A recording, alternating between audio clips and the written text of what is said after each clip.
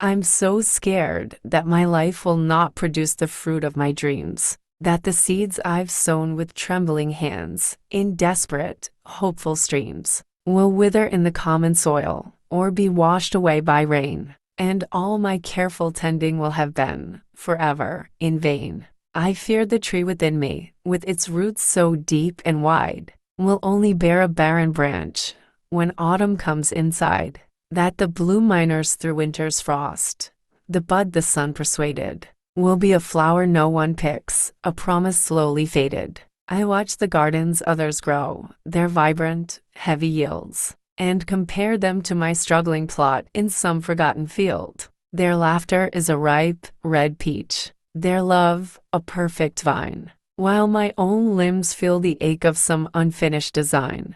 But then a quiet voice reminds, a whisper on the air, that fruit is not the only measure of the gardener's care. The strength that climbs up through the bark, the leaf that seeks the light, are victories themselves, won in the silent, inner fight. And what if my intended fruit is not for me to eat, but shade for some tired traveler, or for nesting birds, a seat? What if the dream was not the harvest, but the courage just to grow, to stand up through the seasons, and to learn what I don't know? So I will water, wait, and watch, and trust the hidden root, and find the sweetness in the striving, and the beauty in the shoot. For life is not an orchard for the world to stand and score, but a single, growing story, and the journey is the core. And in this journey, I have learned the soil is not to blame. It's not a flawed or feeble plot, this heart from which I came.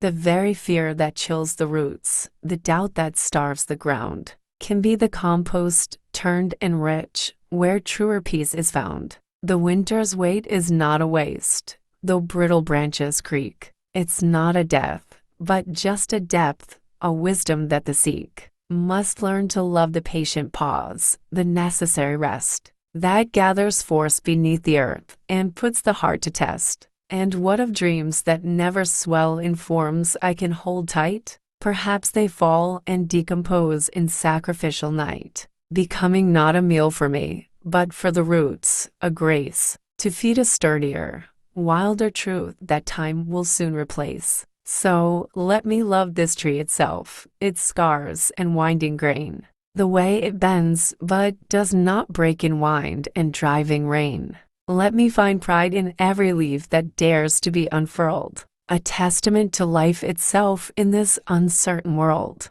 For fruit may burst and fall away, a sweet, ephemeral end. But the tree remains, it grows, it breathes, it's both my foe and friend. And if my only harvest is this standing, year on year, then that itself is a kind of fruit, banishing the fear. And if that is the only fruit this standing, strong and deep, a vigil that the weary soul and aching bones must keep, then let it be a testament to roots that held their ground, when easier would have been to fall, to make no sight or sound.